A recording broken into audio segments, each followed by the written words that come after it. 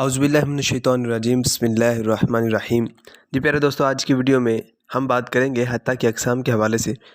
تو سب سے پہلے آپ سے گزارش ہے کہ اگر آپ نے ابھی تک ہمارا چینل سبسکرائب نہ کیا ہو تو سب سے پہلے ہمارا چینل سبسکرائب کر لیجئے تاکہ آئندہ آنے والی ویڈیوز آپ تک پہنچ سکے۔ تو چلیے شروع کرتے ہیں ہم آج کے ہماری ویڈیو، جس میں ہم حتیٰ کے اقسام کے حوالے سے بات کریں گے۔ جی تو اب ہم سب سے پہلے جو ہے حتیٰ کی قسم حتیٰ جارہ کے حوالے سے بات کرتے ہیں۔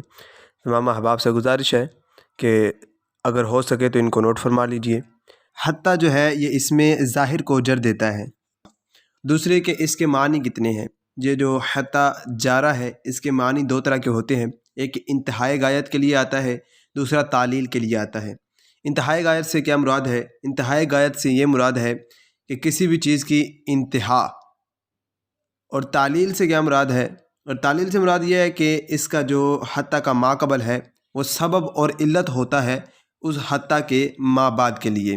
اب سب سے پہلے انتہائی غایت کی آپ مثالیں سمجھ لیجئے۔ انتہائی غایت کی مثال یہ ہے کہ سأدرس حتیٰ یحل الظلام، میں پڑھتا رہا یہاں تک کہ تاریکی چھا گئی، شام ہو گئی۔ اب یہاں اس کے پڑھنے کی انتہا بتانا مقصود ہے کہ تاریکی کے آنے تک اس بندے نے پڑھا ہے، میں نے پڑھا ہے، یہ اس کا بتانا مقصود ہے کہ ظلام جو ہے، جو تاریکی آئی ہے، اس تاریکی کے آنے کے بعد اس نے نہیں پڑھا۔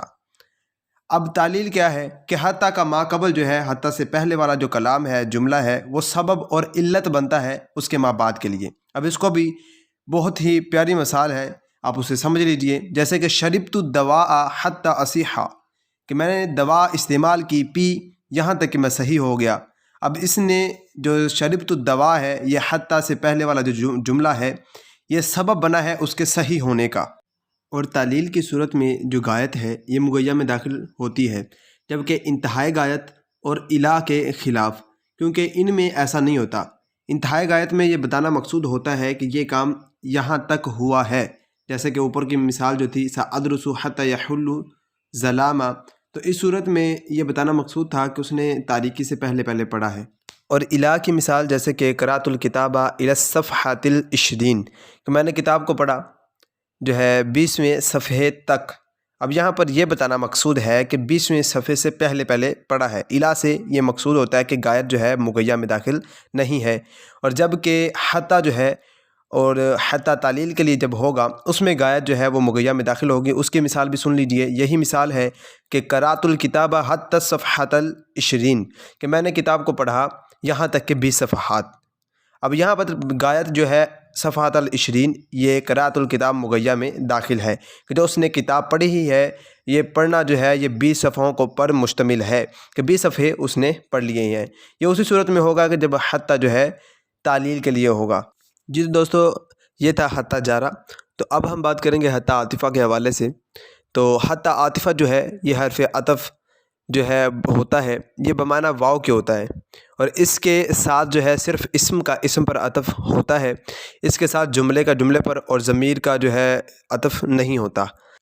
حتیٰ عاطفہ کے لیے جو ہے اس کے عطف کی شرط یہ ہے کہ اس حتیٰ کے بعد والا کلمہ اس کے پہلے والے کلمے کا بعض ہو جمع میں سے، جیسے کہ قدم الطلاب حتیٰ الاول فیہم، یا تو بعض ہوگا اس کے تمام میں سے، یا پھر جز ہوگا کل میں سے۔ جیسے کہ مثال اس کی یہ ہے کہ اعجبنی الکتاب حتیٰ غلافہ، کہ مجھے تعجب میں ڈالا کتاب اور اس کے غلاف نے۔ تو یہاں پر حتیٰ عاطفہ ہے، اور غلاف جو ہے وہ کتاب ہی کا جز ہے، تو لہٰذا جو ہے شرط جو ہے عطف کی وہ بھی درست ہوئی۔ اور حتیٰ عاطفہ جو ہے یہ جہاں پر بھی موجود ہو، اس میں دو صورتیں، دو طرح کا اعراب اس کے ما بعد میں ہم پڑھنا ہمارے لیے جائز ہوتا ہے۔ پہلا یہ ہے کہ عطف کرنا جائز ہے، جس سے ماقبل جو ہے اس کا اعراب آگے والے میں اس کے ما بعد میں پڑھنا درست ہے۔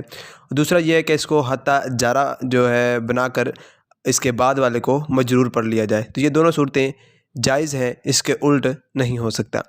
اور جب حتیٰ کا مجرور پر عطف کیا جائے تو اس صورت میں احسن یہی ہے کہ اس جار کا جو ہے اعادہ بھی کر لیا جائے۔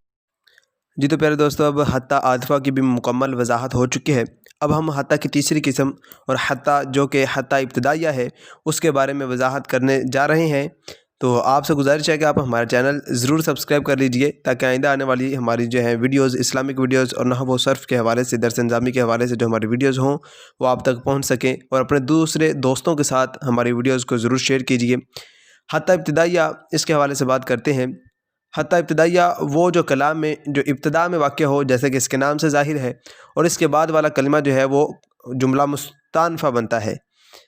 یہ ماقبل شے کے لیے غائط ہی ہوگا، انتہا ہی بنے گا۔ اس سے پہلے والا جو کلام ہے اس کلام کے لیے یہ انتہا ہی بنے گا۔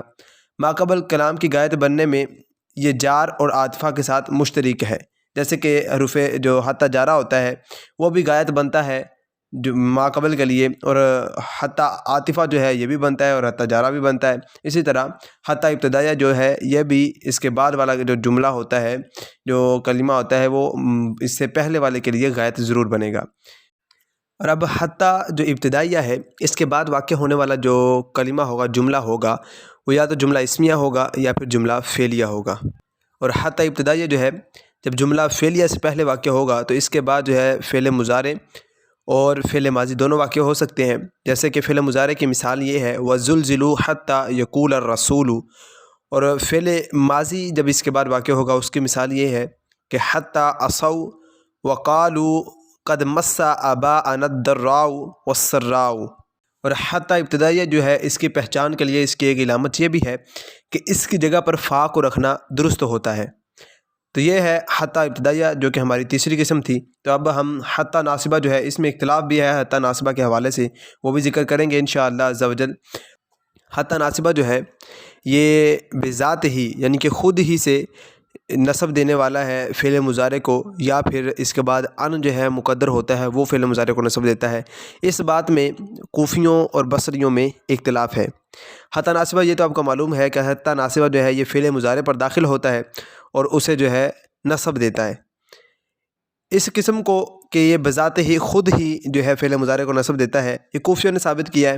یہ ان کے نزدیک ہے کہ حتیٰ اپنے بعد واقع فعل مضارع کو نصب دیتا ہے بذات ہی، اور جائز ہے کہ اس کے بعد ان کو نکالا جائے تاکید کے طور پر، یہ ان کا نزدیک ہے۔ جبکہ بصری جو ہیں وہ کہتے ہیں کہ ان کا مذہب یہ ہے کہ یہ اصل میں حرف جر ہے، اور وہ ان کے نزدیک جو ہے وہ یہی ہے کہ کیونکہ اصل میں یہ حرف جر ہے تو لہٰذا ان جو ہے جو پوشیدہ ہوتا ہے اس کے بعد حتیٰ کے بعد وہی فعل مضارع کو نصب دیتا ہے۔ اور اس میں شرط یہی ہے حتیٰ کہ ناصبہ ہونے کی کہ اس کے بعد فعل مضارع واقع ہو تو تبھی یہ نصب دے گا اسے۔ اور اس کے بھی معنی جو ہے دو ہے۔ پہلا یہ ہے کہ جو ہم نے پیچھے بھی پڑھا تو غائط کا اور تعلیل کا۔